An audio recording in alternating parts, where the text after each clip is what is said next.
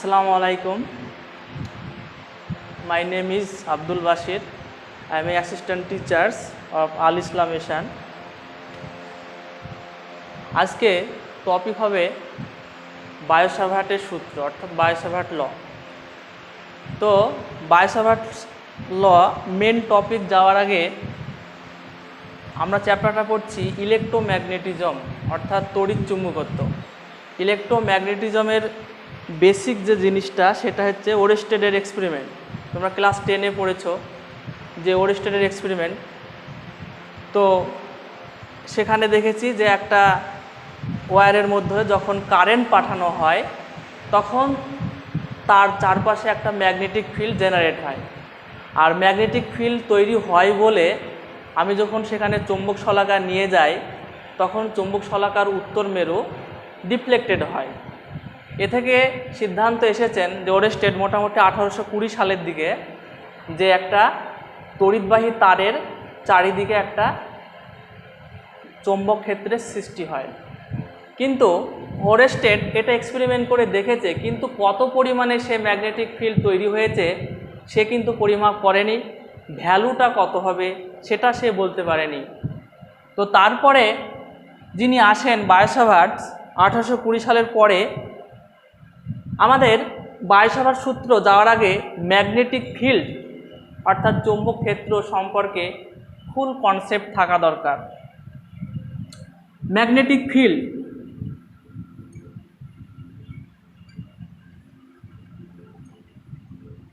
Magnetic field বা চৌম্বক ক্ষেত্র। ম্যাগনেটিক ফিল্ড আমি বললাম যে একটা তার যে কোনো শেপের হতে পারে, যখন আমি কারেন্ট পাঠাবো তখন এর চারপাশে একটা চৌম্বক ক্ষেত্রের সৃষ্টি হয়।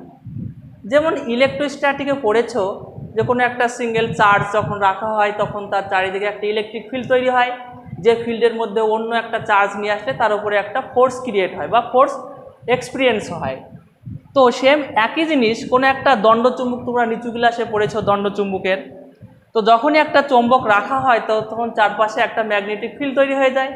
এবার ম্যাগনেটিক ফিল্ডের অধীনে যখন কোনো অন্য আর একটা চৌম্বক বা চৌম্বকীয় পদার্থ নিয়ে আসবো তখন তাকে আকর্ষণ বা বিকর্ষণ করবে, তাহলে সে ক্ষেত্রটা হবে ম্যাগনেটিক ফিল্ড।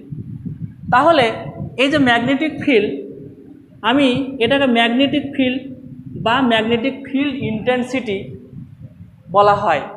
একে বি দিয়ে লেখা হয়, বি ভেক্টর কোয়ান্টিটি। তো এখানে দেখো ম্যাগনেটিক ফিল্ডও বলে। তো ম্যাগনেটিক ফিল্ড ওরেস্টেডের পরীক্ষা থেকে বুঝলাম যে একটা তারের চারিদিকে একটা ম্যাগনেটিক ফিল্ড তৈরি হয়।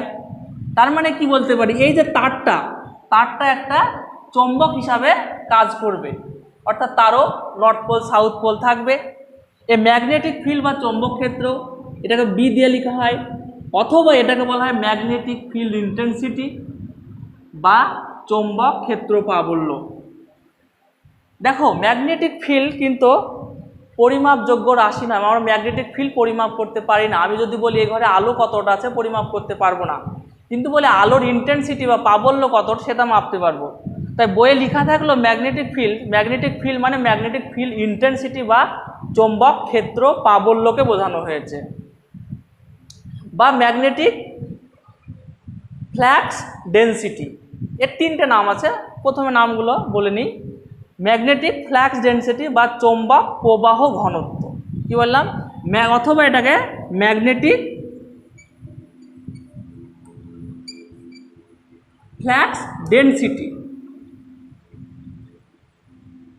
ডেন্সিটি, অথবা এটাকে কি বললাম, চৌম্বক প্রবাহ ঘনত্ব, অথবা বলতে পারি ম্যাগনেটিক ইন্ডাকশন।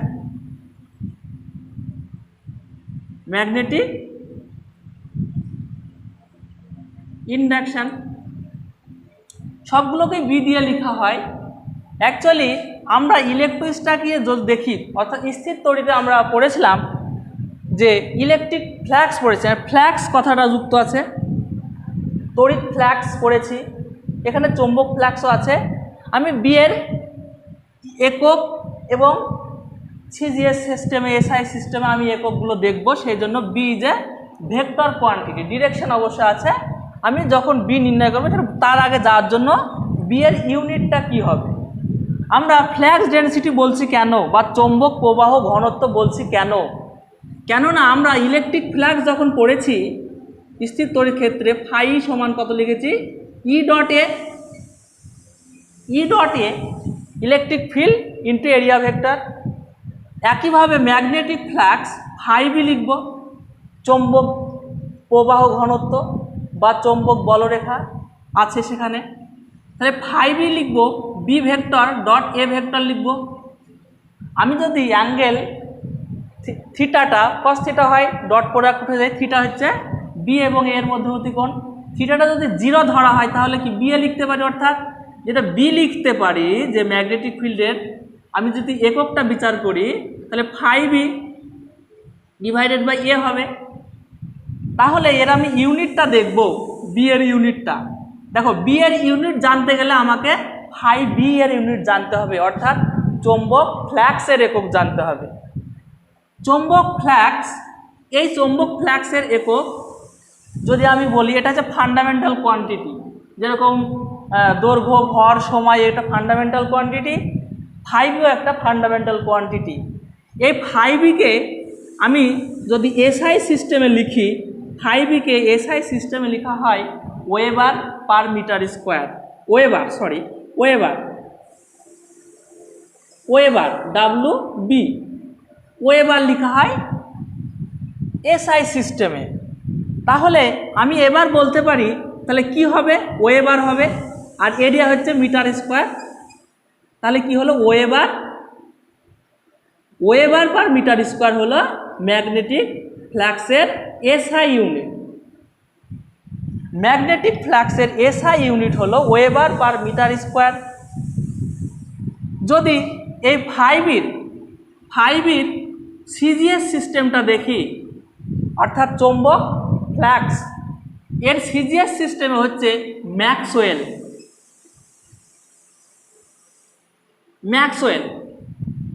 তাহলে আমি যদি এই বি এর সিজিএস সিস্টেমে যদি বি এর একক দেখি তাহলে কি হবে, ম্যাক্সওয়েল পার সেন্টিমিটার স্কোয়ার।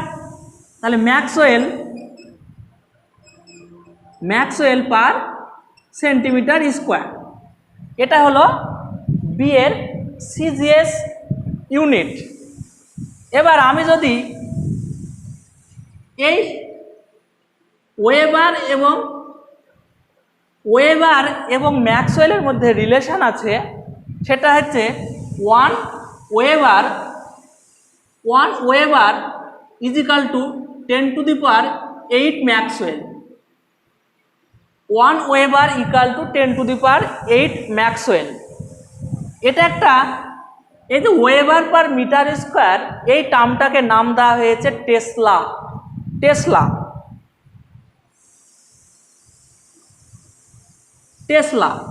তাহলে ওয়েবার পার মিটার স্কোয়ার নাম দেওয়া হয়েছে টেসলা।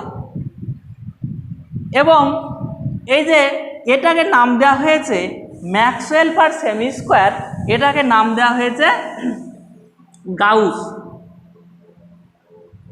এটার নাম দেওয়া হয়েছে গাউস। তাহলে আমি যদি এই টেসলা এবং গাউসের মধ্যে সম্পর্ক নির্ণয় করতে চাই তাহলে আমি বলতে পারি এই টেসলা এবং এর মধ্যে যদি সম্পর্ক আমি নির্ণয় করতে চাই তাহলে কি হবে, এর মধ্যে সম্পর্ক নির্ণয় করতে চাই তাহলে 1 টেসলা, এটাকে টেসলাকে আমি টি দিয়ে লিখছি, তাহলে 1 টেসলা ইজিক্যাল টু কি লিখতে পারি, 1 ওয়েবার পার মিটার স্কোয়ার। তাহলে 1 ওয়েবার পার 1 মিটার স্কোয়ার। তাহলে কি লিখতে পারি, দেখো আমি এখানে লিখতে পারি যে 1 টেসলা ইজিক্যাল টু লিখতে পারি 1 ওয়েবার সমান 10⁸ ম্যাক্সওয়েল, আর 1 মিটার স্কোয়ার ইকাল টু 10⁴ সেমি স্কোয়ার। তাহলে 10⁴ সেমি স্কোয়ার, তাহলে কি ম্যাক্সওয়েল আর নিচে আছে সেমি স্কোয়ার, তাহলে ম্যাক্সওয়েল তাহলে 10⁴, এটা হচ্ছে গাউস। তাহলে 1 টেসলা ইকাল টু 10⁴ গাউস। এই ছোট ছোট জিনিস আছে, এগুলো এককগুলো জানতে হবে। তাহলে দেখো 1 tesla equal to 10⁴ gauss relation, একটা এটা ইম্পর্টেন্ট জিনিস, এটা এটা ইম্পর্টেন্ট।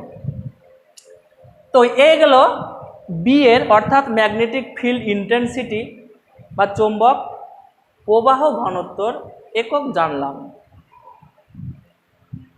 ছোট জিনিস জানা হয়ে গেল। এবার জানবো যে এটা লিখে নাও ভিডিওকে পোজ করে। তো এবার আমি জানবো বি কিভাবে নির্ণয় করব। বি হয়েছে লেখা, অবশ্যই লেখা হয়ে গেছে, দেখো মুছে দিলাম আমি। এবার বি কিভাবে নির্ণয় করব, তাহলে ম্যাগনেটিক ফিল্ড বা বি এর এসআই সিস্টেমে একক হলো ওয়েবার পার মিটার স্কোয়ার বা tesla. 1 tesla equal to 10⁴ gauss. এবার এসে মেন টপিকে আসি আমরা, বায়ো-সাভার্ট সূত্র। তো বায়ো-সাভার্টস ল কি বলছেন, তিনি বলছেন যে যে কোনো একটা শেপের বা একটা পরিবাহী তার মধ্যে দিয়ে আমি যদি কারেন্ট পাঠাই, তিনি ক্ষুদ্র একটা অংশ ধরলেন, ক্ষুদ্র অংশ ডিএল, স্মল এলিমেন্ট। এই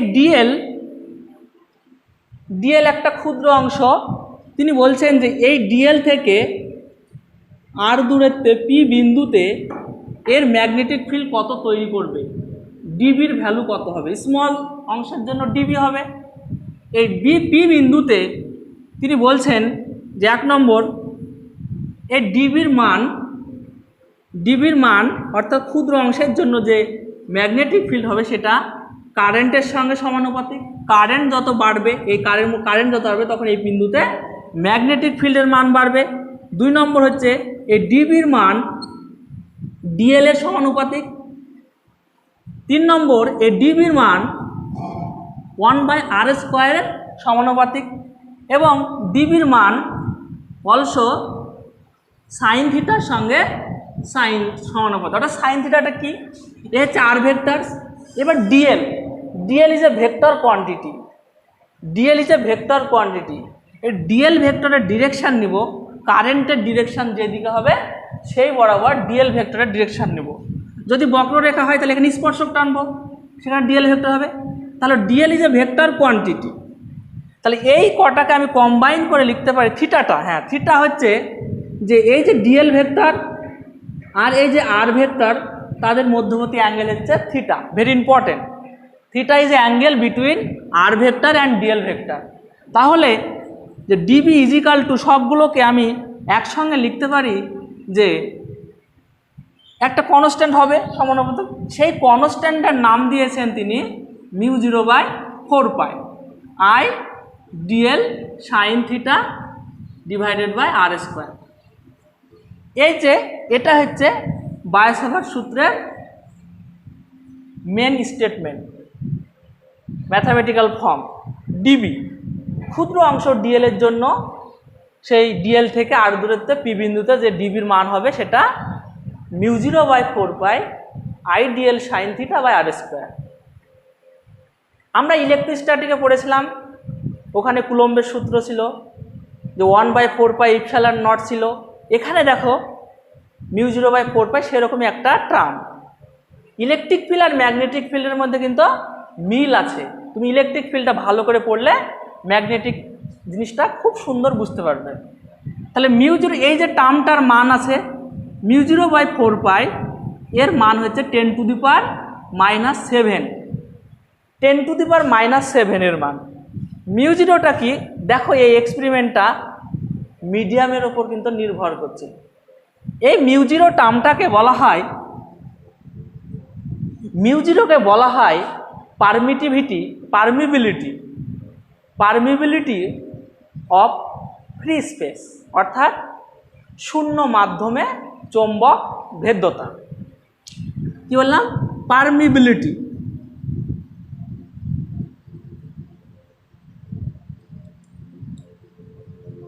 অফ ফ্রি স্পেস।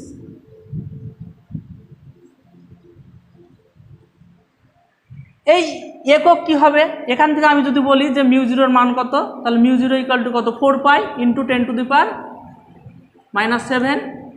মিউ জিরোর একক কী হবে দেখো এইদিকে, তাহলে ডিবির একক কি? টেসলা বা ওয়েবার পার মিটার স্কোয়ার। তো ওয়েবার এখানে আমি মিউ জিরোর যদি ইউনিট দেখি কি হবে, ডিবি হচ্ছে weber into metre to the power -2, আর আসলো ইন্টু মিটার স্কোয়ার।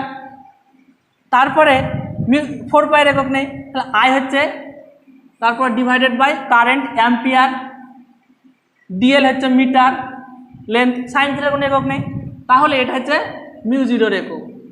তাহলে বলতে পারি এখানে মিটার মিটার কেটে যাচ্ছে, তাহলে weber divided by ampere metre. এই যে ওয়েবার পার অ্যাম্পিয়ার এই টার্মটাকে বলা হয় হেনরি।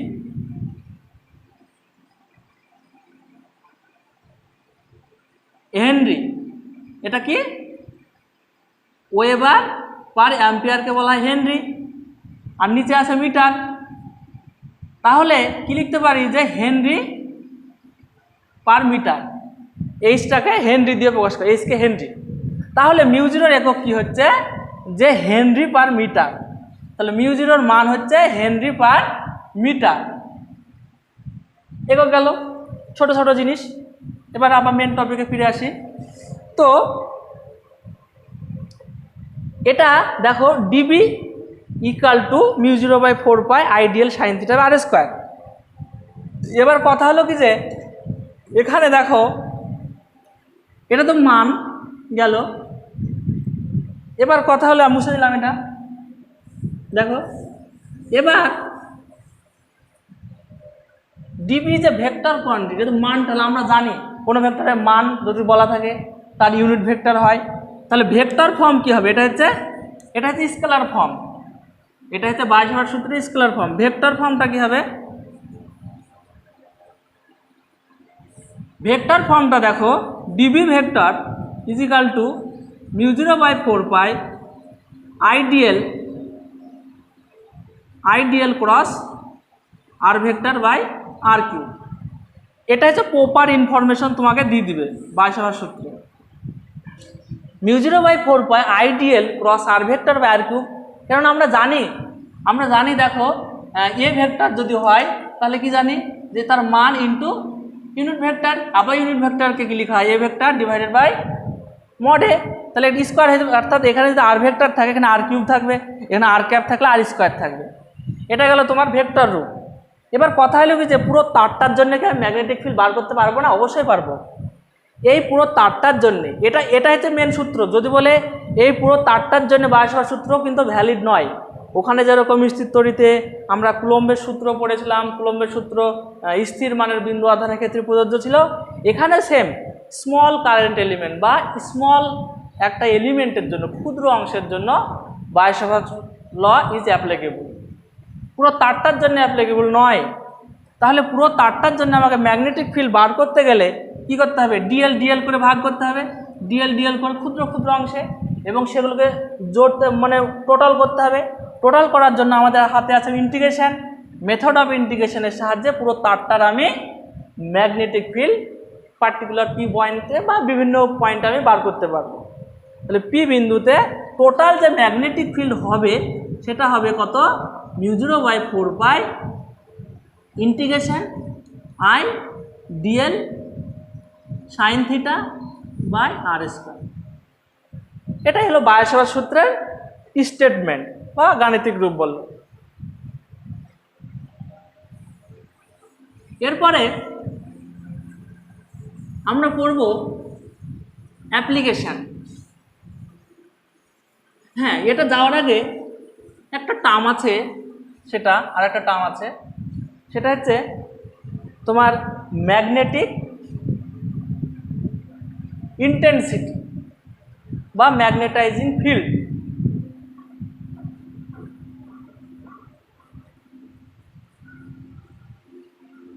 ম্যাগনেটিক ইন্টেন্সিটি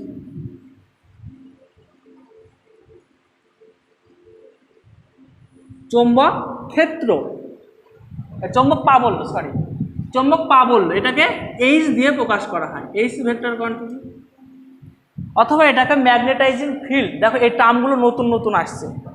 চৌম্বক প্রাবল্য, এটাকে পড়লাম চৌম্বক ক্ষেত্র প্রাবল্য।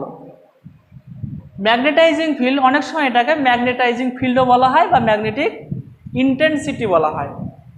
প্রাবল্য এটা এইচ ফ্যাক্টর দিয়ে লেখা হয়। এটার নাম দিয়ে আমি খালি পরিচিত হব, এর ডিটেলসে যখন দ্বিতীয় চ্যাপ্টার পড়াবো তার ডিটেলস আমি পড়ব। আমরা একটু আগে দেখলাম ডিবি যে মান μ0/4 I dl সাইন থিটা বা আর স্কোয়ার। এই যে এখানে দেখো মিডিয়ামের উপর কিন্তু নির্ভর করছে μ0, যদি ফ্রি স্পেস হয় μ0, আর যদি ফ্রি স্পেস না হয় যে কোনো মাধ্যম যদি হয় তাহলে এখানে মিউ হবে। এই ডিটেলস আমি পরে যাবো, μ0 বলছি। এবার যদি এই টার্মটা যদি না থাকে, অর্থাৎ আমি এটাকে এইভাবে লিখতে পারি যে μ0 টার্মটাকে আমি বাদ দিয়ে 1/4 I dl সাইন থিটা বা আর স্কোয়ার, এই যে টার্মটাকে, এই টার্মটাকে লেখা হয় এইচ ফ্যাক্টর দিয়ে। এইচ ফ্যাক্টর দিয়ে আমি যদি পুরো তারটার জন্য বলি তাহলে বি লিখতে পারি, বা এটাকে ডিএইচ লিখবো। আমি পুরো তারটার জন্য যদি বলি আমি বি লিখব। তাহলে পুরো তারটার জন্য যদি বলি বি ইজিক্যাল টু কত হয়ে যাবে, মিউএইচ। মিউএইচ দেখো, অর্থাৎ এইচ ফ্যাক্টরটা ম্যাগনেটিক ইন্টেন্সিটি বা চৌম্বক প্রাবল্য এইচ সমান কত হচ্ছে I dl sine theta by R square. তাহলে বুঝতে পারছো এই যে ম্যাগনেটিক যে ইন্টেন্সিটি, এই ইন্টেন্সিটির মান বা প্রাবল্যের মান মিডিয়ামের ওপর নির্ভর করছে না। The magnetic field intensity does not depends on medium, মিডিয়ামের ওপর কিন্তু নির্ভর করছে না। তাহলে দেখো এটা কিন্তু মেন ভেক্টর নয়, এটাও ভেক্টর রাশি, এটা কিন্তু অক্সিলারি ভেক্টর বলা হয়, সাহায্যকারী ভেক্টর। মেন ভেক্টর হচ্ছে বি ভেক্টর, বি হচ্ছে মেন মুখ্য, বি হচ্ছে মেন, এ হচ্ছে হেল্পিং। তাহলে আমি যদি এই বি বার করতে পারি তাহলে ইজিলি আমি এইচের মান বার করতে পারবো। বি হচ্ছে মেন ফ্যাক্টর আমাদের, তাই এটা নিয়ে বেশি চর্চা করব দ্বিতীয় চ্যাপ্টারে। জাস্ট এই রিলেশনটা জানিয়ে রাখো, যদি কোনো ফ্রি স্পেস বা শূন্য মাধ্যম ব্যতীত কোনো মাধ্যম হয় তাহলে μ0 জায়গায় মিউ থাকবে। ওখানে ইপসালানের জায়গায় ইপসালান, 0 জায়গায় ইপসালান ছিল, এখানে μ0 জায়গায় মিউ হবে। এই একটা জিনিস। একইভাবে এর দুটো ইউনিট আছে। যদি আমি সিজিএসে বলি ওরেস্টেড হয়, ওরেস্টেড হয়, আর এসআইতে বললে কি হবে বুঝতে পারছো, অ্যাম্পিয়ার, মিটার, আর নিচে আছে মিটার স্কোয়ার, এর তো একক নেই। তাহলে যদি আমি এসআইতে দেখি তাহলে এইচের যে ইউনিট হবে সেটাকে হতে হবে, নিচে আছে ওপরে আছে অ্যাম্পিয়ার, আর এখানে হচ্ছে মিটারটা কেটে যাবে, তাহলে অ্যাম্পিয়ার মিটার ইনভার্স। এইচের এসআই একক, এসআই সিস্টেমে ইউনিট এইচ ফ্যাক্টরটা। এবার আমরা যাব অ্যাপ্লিকেশন, ভেরি ইম্পর্টেন্ট। দেখো তোমরা এই ধরনের নিটের জন্য ভেরি ইম্পর্টেন্ট, নিট বা জেই, তোমরা যদি নিট বা জেইর জন্য ইন্টারেস্ট থাকো পড়াশোনা করতে, তাহলে আমাকে এই নাম্বারে হোয়াটসঅ্যাপে SMS করতে পারো। যে কোনো কোশ্চেন সমস্যা হলে আমি হেল্প করব। এবং প্রথমের দিকে যেটা থাকবে সেটা সবাই দেখবে, আর যারা ভাবছে যে খালি বোর্ডের জন্য পড়বো তাহলে প্রথমে এগুলো পড়বে। কঠিন প্রবলেম তোমরা ইচ্ছা করলে করতে পারো বা না পারো। তো অ্যাপ্লিকেশান দেখো, আমরা অনেকগুলো অ্যাপ্লিকেশন করব, তার মধ্যে প্রথম অ্যাপ্লিকেশানটা হচ্ছে, আমি এটা মুছে দিলাম। প্রথম অ্যাপ্লিকেশান অর্থাৎ বায়োসাভার সূত্রের যে প্রয়োগ আমরা কি পেলাম এখানে লিখে রাখি, যে ডিবি ভেক্টর বা ডিবির মান μ0/4 I dl sine theta by R square. এটা আমরা ইউজ করে বিভিন্ন প্রবলেম বা বিভিন্ন কেসের ক্ষেত্রে আমি ম্যাগনেটিক ফিল্ড বা বি ভেক্টরের মান নির্ণয় করব। দেখো অ্যাপ্লিকেশন যাওয়ার আগে ভেক্টরটা বি ভেক্টরটা ডিরেকশনের ব্যাপার আছে, very important, direction of B.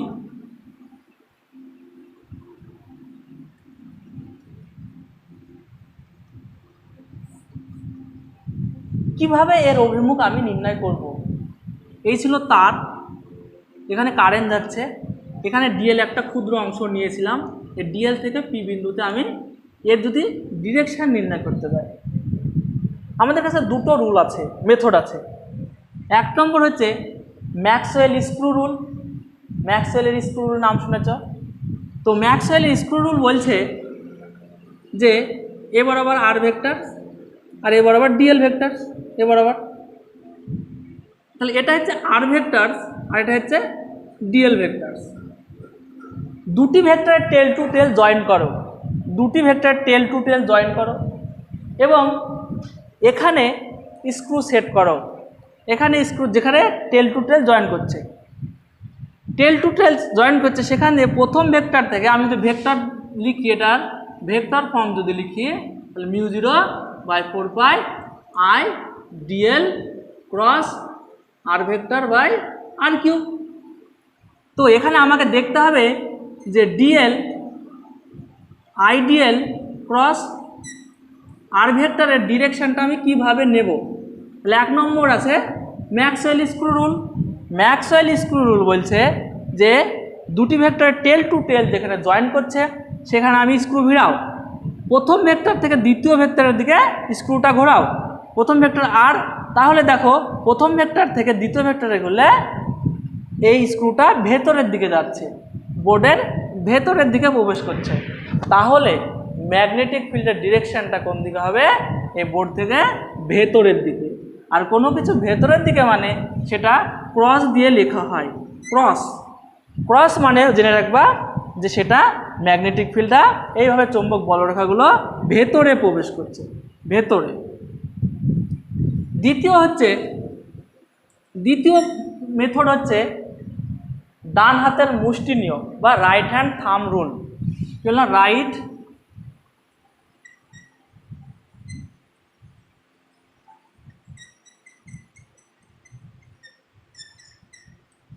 Right hand থাম রুল। এটা কি বলছে যে রাইট হ্যান্ডের থাম, কারেন্টের ডিরেকশান থাকবে এই রাইট হ্যান্ড থামটা, থামের ডিরেকশান অর্থাৎ এই বুড়ো আঙুলটার ডিরেকশান হবে কারেন্টের বরাবর। কারেন্ট বরাবর আমি এই বুড়ো আঙুলটাকে ইন্ডিকেট করালাম, এই কার্লি ফিঙ্গারগুলো যেদিকে ডিরেকশান ইন্ডিকেট করবে সেটা হবে ম্যাগনেটিক ফিল্ডের ডিরেকশান। তাহলে এখানে দেখো আঙুলগুলো ভেতরে প্রবেশ করছে, তার মানে এখানে হবে ইনওয়ার্ড।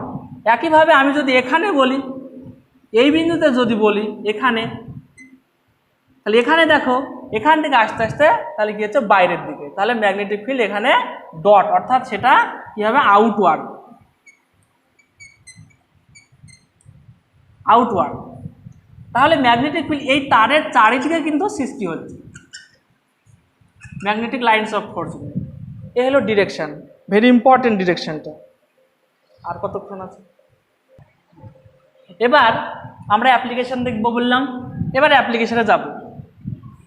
অ্যাপ্লিকেশানে দেখব আমরা একটা স্টেট কারেন্ট ক্যারিং কন্ডাক্টর, অর্থাৎ একটা রিজু পরিবাহী তারের ক্ষেত্রে ওই তার থেকে কোনো নির্দিষ্ট দূরত্বে ম্যাগনেটিক ফিল্ডের মান কত হবে তা নির্ণয় করব। তাহলে ম্যাগনেটিক ফিল্ড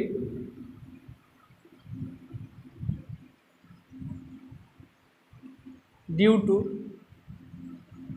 কারেন্ট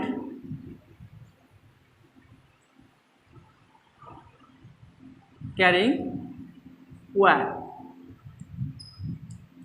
একটা বিদ্যুৎবাহী তার, সে তার থেকে, এই ধরো বিদ্যুৎবাহী তার নির্দিষ্ট দৈর্ঘ্য ধরলাম সসীম দৈর্ঘ্যের, এই তারের মধ্যে যে কারেন্ট পাঠাচ্ছি আই, তাহলে এই তার থেকে আমি ধরো এই পরিবাহী তার থেকে এ ডিস্টেন্সে পি বিন্দুতে এই তারের জন্য কতটা চৌম্বক ক্ষেত্র সৃষ্টি হবে পি বিন্দুতে, তার রাশিমালা আমি নির্ণয় করব। স্টেট, অবশ্যই এটা স্টেট হবে, রিজু পরিবাহী হতে হবে। তাহলে কি আমার হাতে আছে বায়সাভার সূত্র, এটা হচ্ছে ডিস্টেন্স এই তার থেকে, আমি সাপোজ এটা নাম দিলাম ও, এটা বিন্দু এখানে হতে পারে, এখানে হতে পারে, এখানে হতে পারে, তাই ইচ্ছা। তাহলে এবার দেখো তার ডিবি, আমরা জানি যে dB equal to μ0/4π ideal sine theta R square. তাহলে ক্ষুদ্র একটা অংশ নাও, ক্ষুদ্র একটা অংশ আমি ধরো এখানে নিলাম ডিএল, ডিএল নিলাম, তাহলে ডিএল এই বরাবর, এই তাহলে আর ভেক্টর কি, আর হচ্ছে ডিএল থেকে পি বিন্দুর দূরত্ব, তাহলে আমি এটা যুক্ত করলাম এটা। তাহলে দেখো আমি এই অ্যাঙ্গেলটাকে থিটা ধরলাম, তাহলে ডিএল এর জন্য কত হবে, ডিএল এর দৈর্ঘ্যের জন্য ম্যাগনেটিক ফিল্ড হবে, এটা জানোই বায়সার সূত্র, I DL sine theta by R square হবে ডিএল এর জন্য। এবার কথা হলো কি যে দেখো এটা কত লম্ব, এটা কিন্তু পারপেন্ডিকুলার টানা হয়েছে, এখানে পারপেন্ডিকুলার ড্র করা হয়েছে, এটা কিন্তু ভেরি ইম্পর্টেন্ট। এ হচ্ছে পারপেন্ডিকুলার ডিস্ট্যান্স, পারপেন্ডিকুলার, এ হচ্ছে পারপেন্ডিকুলার ডিস্ট্যান্স বা লম্ব দূরত্ব,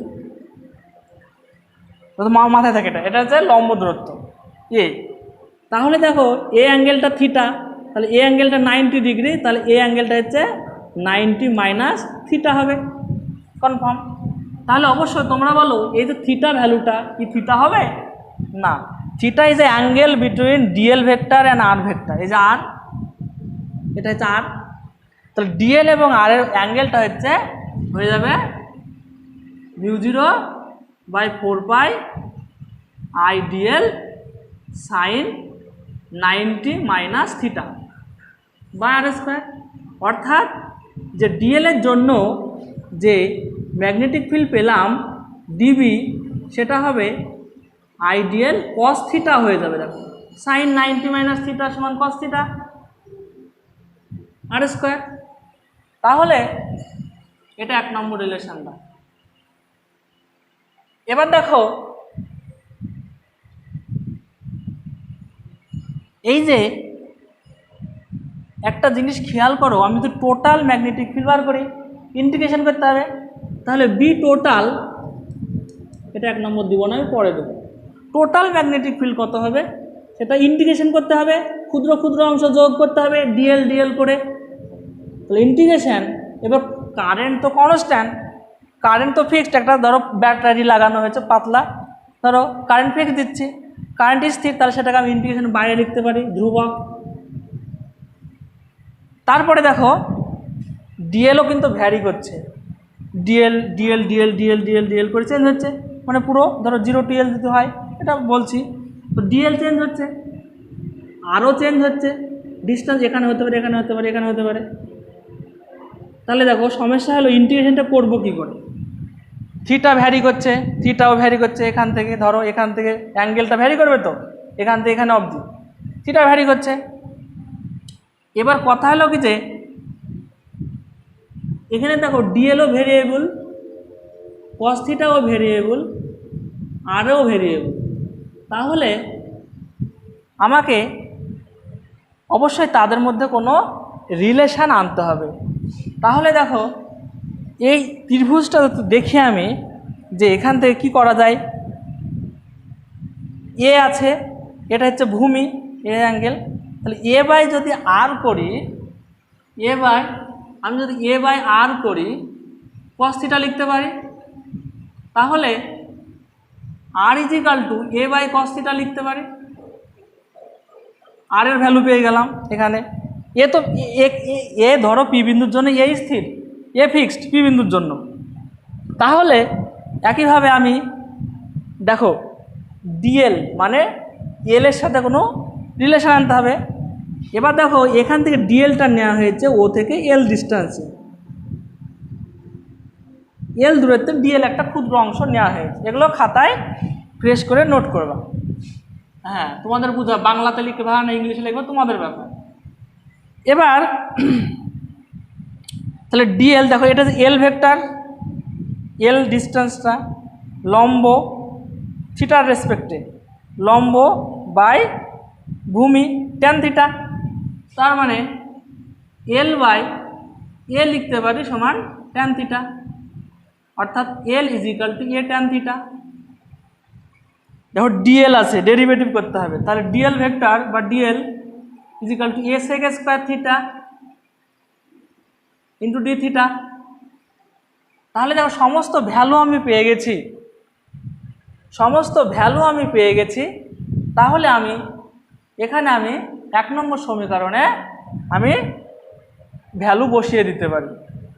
যদি আমি ভ্যালু বসিয়ে, হেডিং মুছে দিচ্ছি আমি, হ্যাঁ হেডিং অবশ্যই বইয়ে পাওয়া যাবে বা, তাহলে দেখো যে এবার দেখো যে আমি 1 নম্বর যদি লিখি, টোটাল যে ম্যাগনেটিক ফিল্ড হলো সেটা কত হলো, μ0/4 I ইন্টিগ্রেশন কত হবে, ডিএল ভেক্টরের মান হচ্ছে a sec square theta into D theta, আর কস থিটা আগেকার আছে,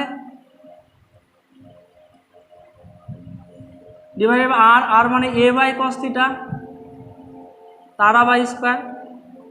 তার মানে বুঝতে পারছো যে μ0/4 ইন্টিগ্রেশন, দেখো একটা এ কেটে যাবে স্কোয়ার করলে, আর cos square theta sec square theta পরস্পর ইনভার্স, তাই এটা ক্যান্সেল হয়ে যাবে, শুধু পড়ে থাকবে আমার কস থিটা, আর একটা এ থাকবে, নিচে এ থাকবে, তার মানে কস থিটা বাই এ থাকছে। আমি এটাকে যদি বাইরে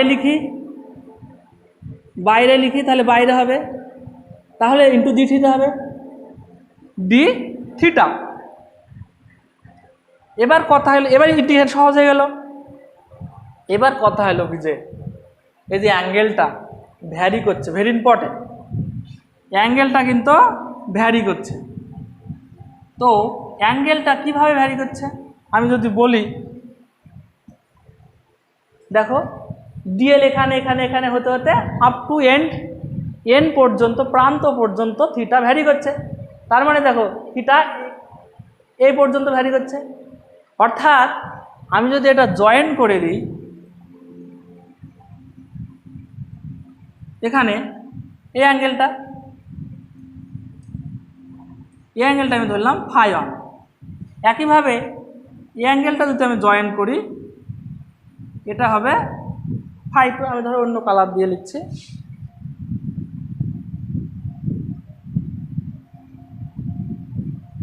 এই অ্যাঙ্গেলটা এটা হবে φ2 অ্যাঙ্গেল। এবার বলো φ1 আমি ক্লকওয়াইজ যদি মেজার করি, φ2 যদি অ্যান্টি ক্লকওয়াইজ তাহলে নেগেটিভ হওয়া উচিত। তার মানে আমি ধরলাম যে এই φ2টা নেগেটিভ। তার মানে এবার অ্যাঙ্গেলটা কত হবে, অ্যাঙ্গেলটা বুঝতে পারছো থিটা ভ্যারি করছে -φ2 থেকে φ1 অবধি। এবার ইন্টিগ্রেশন পড়বে, অর্থাৎ এখানে যদি বসাই আমি তাহলে μ0/4 I/a, এ তো ফিক্সড বাইরে চলে এসছে, কস থিটার integration sign theta divided sine theta, এবার ইন্টিগ্রেশন বসাও -φ2 থেকে φ1 অবধি। এবার আমি এদিকে লিখছি, জায়গা না এদিকে, তাহলে টোটাল যে বি হলো, এখান থেকে লিখছি এদিকে, টোটাল যে বি হলো সেটা কত হবে,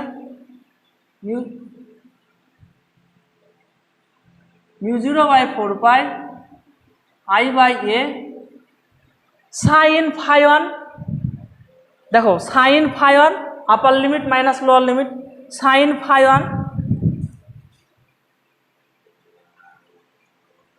φ1 মাইনাস অফ সাইন φ2, অর্থাৎ μ0/4 I/a সাইন φ1 প্লাস সাইন φ2, এটা হচ্ছে মেন রিলেশন। অর্থাৎ দেখো বি ইজিক্যাল টু, রেজাল্ট আমি এখানে লিখছি μ0/4 I/a সাইন φ1 প্লাস সাইন φ2, এটা হলো main result, μ0/4 I/a sine φ1 divided by sine φ2। তাহলে দেখো আমি পুরো মুছে দিচ্ছি, টুকে নাও, ক্যালকুলেশনই মেন, ল্যাঙ্গুয়েজ লিখে বাড়িতে লিখে নিবা নোটে, নোট কিন্তু নিজে বানাবা ফ্রেশ। হয়েছে, মুছে দিলাম। এবার দেখো আমি আরেকবার ছবিটা আমি পরিষ্কার করে আঁকছি, পুরো ইনফরমেশন আমি দেখো তারের দৈর্ঘ্যের ওপর কিন্তু বি এর মান নির্ভর করছে না, শুধুমাত্র এ এবং φ1 φ2 অ্যাঙ্গেলের ওপরে নির্ভর করছে। তাহলে এই ছিল তারটা, কারেন্ট আই যাচ্ছিল এখান থেকে এ দূরত্বে, এ কি এই যে লম্ব দূরত্ব, এ হচ্ছে পারপেন্ডিকুলার ডিস্ট্যান্স, ভেরি ইম্পর্টেন্ট, লম্ব দূরত্ব হবে। এবং এই যে φ1 φ2 এটা ছিল φ2 মাইনাস φ2, মাইনাসটা কিন্তু এখানে ধরে নিয়েছি, প্রবলেম যখন করবো মাইনাসটা ধরার দরকার নাই।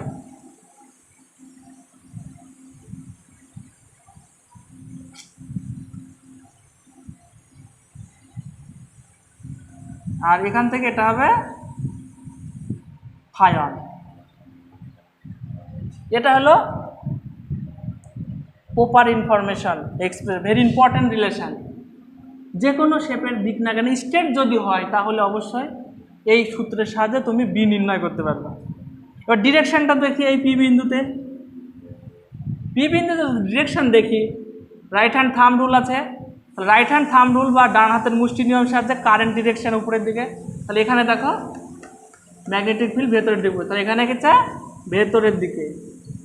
এখানে যদি দেখি দেখো কিউ বিন্দু যদি দেখি আমি এখান থেকে, তাহলে এখানে দেখবে এখান থেকে এসে বাইরের দিকে আসছে, তার মানে এটা ডট বাইরের দিকে। তার মানে বুঝতে পারছো যে ম্যাগনেটিক ফিল্ড লাইনগুলো এই তারের অ্যারাউন্ডে আছে, চারিদিকে আছে, চারিদিকে ম্যাগনেটিক ফিল্ড সৃষ্টি হচ্ছে। এবার কেস 1, এবার তারটার দৈর্ঘ্য যদি অসীম হয়ে যায়, ইনফাইনাইট হয়ে যায়, অসীম, ধরো ভারত সরকার বাংলাদেশ সরকারকে ইলেকট্রিসিটি দিচ্ছে, তো ভারত সরকার যখন বাংলাদেশকে ইলেকট্রিসিটি দিচ্ছে কি তারের মাধ্যমে দিচ্ছে, সেই সমস্ত তারের ক্ষেত্রে কিন্তু তারটার দৈর্ঘ্য কিন্তু অসীম। কেস 1। 1 নম্বর কেসে আমি পড়ব তারের দৈর্ঘ্যটা যদি অসীম হয়, ইনফাইনাইট হয়, অসীম, যদি অসীম হয়, দেখো তারের দৈর্ঘ্যটা যদি অসীম হয়, ডট ডট ডট, তো তারের দৈর্ঘ্যটা যদি অসীম হয়ে যায় তাহলে এখান থেকে ধরো পি বিন্দুটা এখানে এ আই, ফর্মুলাটা কি ছিল আমার, বি ইজিক্যাল টু μ0 I/4 পাই এ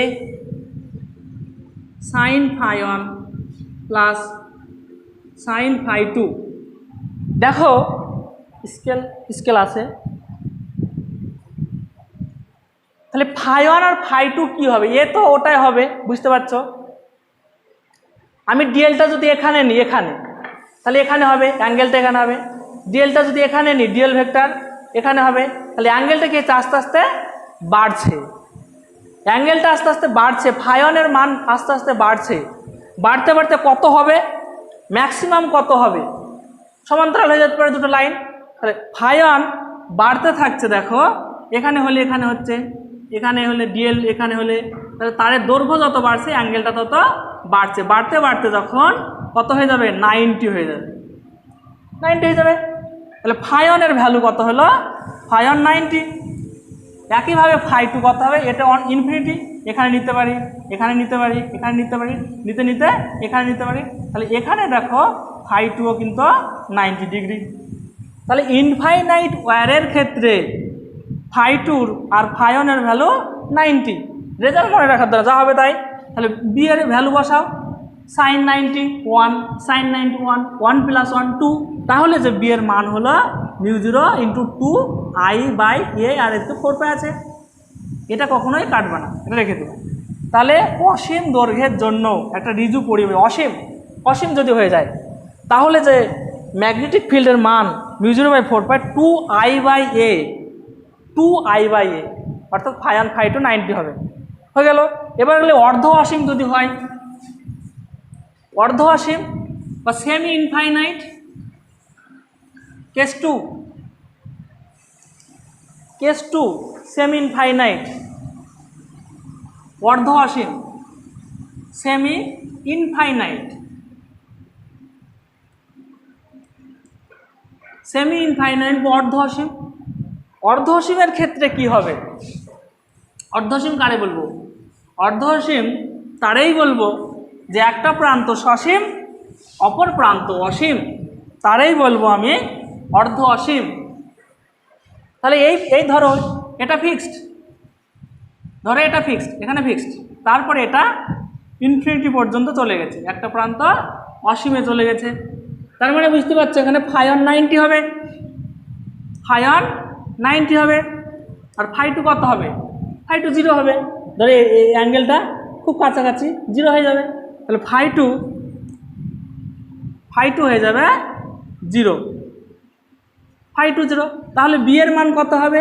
μ0/4 I/a sin 90 plus sin 0, sin 0 0, তাহলে μ0 I/4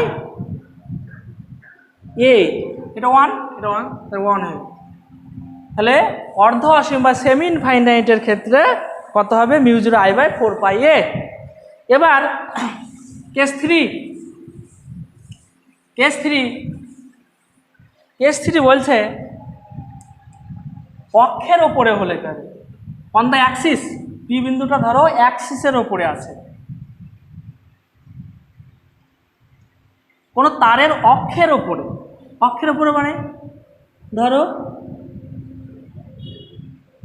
এই তার কারেন্ট আই যাচ্ছে, ধরো পি বিন্দুটা এখানে হলো, অক্ষের ওপরে, হ্যাঁ, আর এই অ্যাক্সিস তো নিজের ওপরে,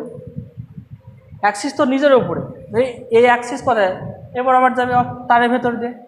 তাহলে এখান থেকে দেখো অ্যাঙ্গেল কত পি বিন্দুতে? ফাই1 ফাই2 ভ্যালু কত হবে? দেখো ফাই1 ফাই2 হচ্ছে প্রান্তর সাথে পি বিন্দু যুক্ত করো, তো যুক্ত করলে কত হচ্ছে? অ্যাঙ্গেল কত? অ্যাঙ্গেল আছে 0, তাহলে ফাই1 0। একইভাবে অপর প্রান্ত যুক্ত করে কত হবে? ফাই2ও 0 বা 180, যাই হোক না কেন, কোনো সাইন 180 মানও 0, 0 মানও 0। অক্ষের ওপরে কত হবে? তাহলে বসিয়ে দাও ফর্মুলা, sin 0 প্লাস sin 0, অর্থাৎ অক্ষের ওপরে magnetic field 0। Very important result.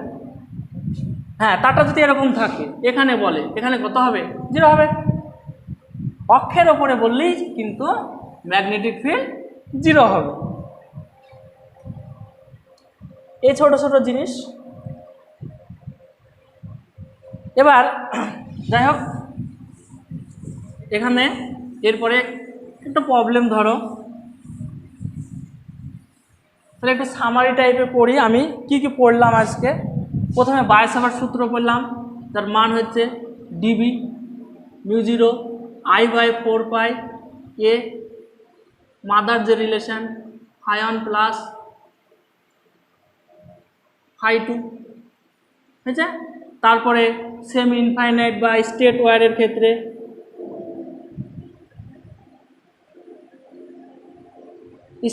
ক্ষেত্রে কি হলো? যে এটা হলো, এই রিলেশনটা হলো, হ্যাঁ, এটা হলো বায়োসাভার্ট সূত্র, ওটা আছেই। তারপরে হচ্ছে সেমি ইনফাইনাইটের ক্ষেত্রে কত হলো? অর্ধ অসীমের জন্য, হ্যাঁ, স্টেট ওয়্যারের ক্ষেত্রে কত হলো? অর্ধ অসীমের ক্ষেত্রে ফাই1 ফাই2 = 90 হলো, তার মান কত হলো?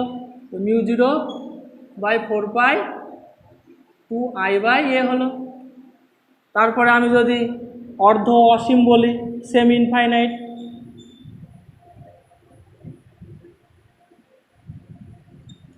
তার ক্ষেত্রে কত হলো? μ0/4 I/a হলো।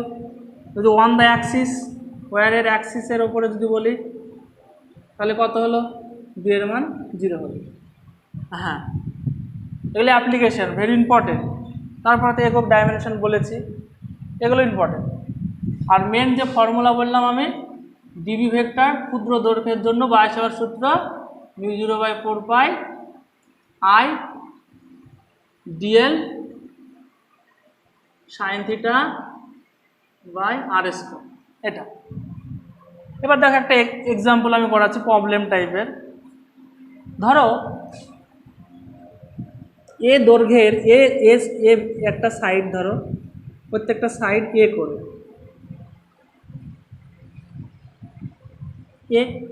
এর মধ্যে ধরো কারেন্ট আই যাচ্ছে, সহজ একদম, কারেন্ট আই যাচ্ছে। আমি যদি বলি এ ও বিন্দুতে এই পুরো বর্গক্ষেত্রের জন্য সাইড হচ্ছে এ, কত চৌম্বক ক্ষেত্র তৈরি হবে? বি নির্ণয় করো অ্যাট ও বিন্দুতে যদি বলি কত হবে, দেখো তাহলে এ একটা তার আছে, এ একটা তাহলে প্রথম অংশটা যদি করি, প্রথম অংশ 1 নম্বর 2 নম্বর 3 নম্বর 4 নম্বর, 4টে পার্ট আছে। ফার্স্ট পার্টের জন্য আমার কাছে কি ওই ফর্মুলা আছে, এভাবে পাবো μ0I/4 a φ1 sin φ1 plus sin φ। তাহলে যেখানে দেখো যে বিন্দুটা নির্ণয় করতে বলবে সেই বিন্দু যুক্ত করে দাও। আমার এ দরকার, এ হচ্ছে লম্ব দূরত্ব, তাহলে এখান থেকে দেখো আমি লম্ব টানলাম, পুরোটা হচ্ছে এ, এটা এ, তাহলে অর্ধেক কত a/2, তাহলে এখানে লম্ব দূরত্ব হয়ে গেল a/2। এবার অ্যাঙ্গেল কত হবে? এটা 90, আর বর্গক্ষেত্রের অ্যাঙ্গেল কর্ণগুলো 90 ডিগ্রি হয়, এটা 45, তাহলে এটা কত? এটাও 45, এটাও 45, আর এটাও 45। তার মানে বুঝতে পারছো যে φ1 45 আর φ2ও 45। তা লম্ব দূরত্ব কত হয়ে গেল? কত হবে লম্ব দূরত্ব? লম্ব দূরত্ব হয়ে যাবে a/2। ফর্মুলায় বসিয়ে দাও, μ0I/4 sin 45 প্লাস sin 45, এখানে এ আছে, এ যায় কত হবে? a/2 হবে, a/2, অর্থাৎ μ0 2I/a sin 45 মান 1/√2, 1/√2 প্লাস 1/√2 2/√2, তাহলে ইন্টু 2/√2। এটা গেল প্রথম অংশটার জন্য 1 নম্বর, ধর এটা B1। তাহলে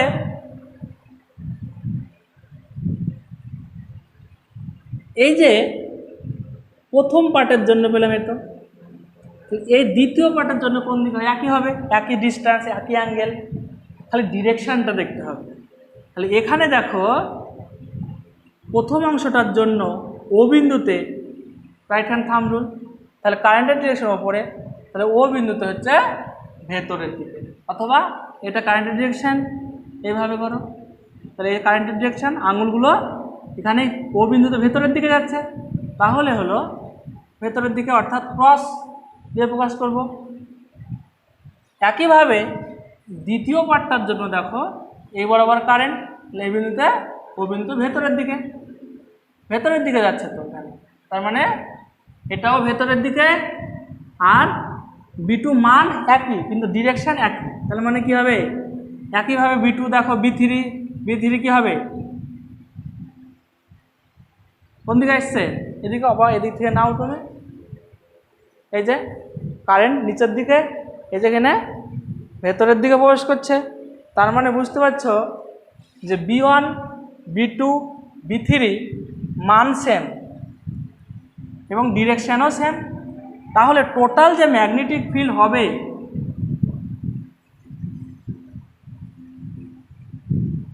তাই তো, টোটাল যে ম্যাগনেটিক ফিল্ড হবে চারটে যোগফল হবে। চারটে ভেক্টর যদি একই ডিরেকশনে হয় তাহলে লব্ধি তো ওই ডিরেকশনই হবে।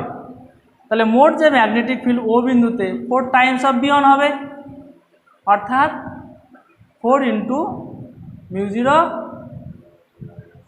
By 4 pi I by A,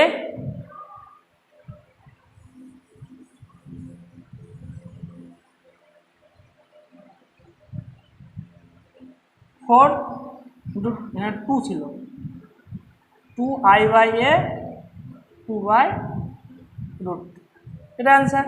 simplify করবা। আজকে এই পর্যন্ত, সামনের দিন আমরা সার্কুলার লুপ করাবো।